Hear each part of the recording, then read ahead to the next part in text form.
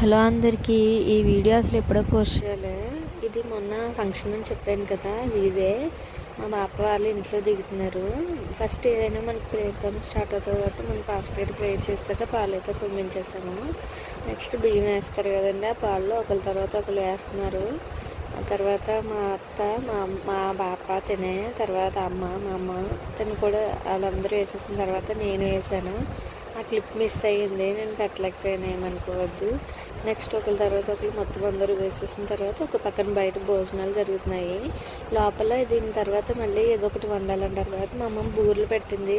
తర్వాత వేరే పాస్టర్ గారు వచ్చి ప్రేయర్ చేశారు.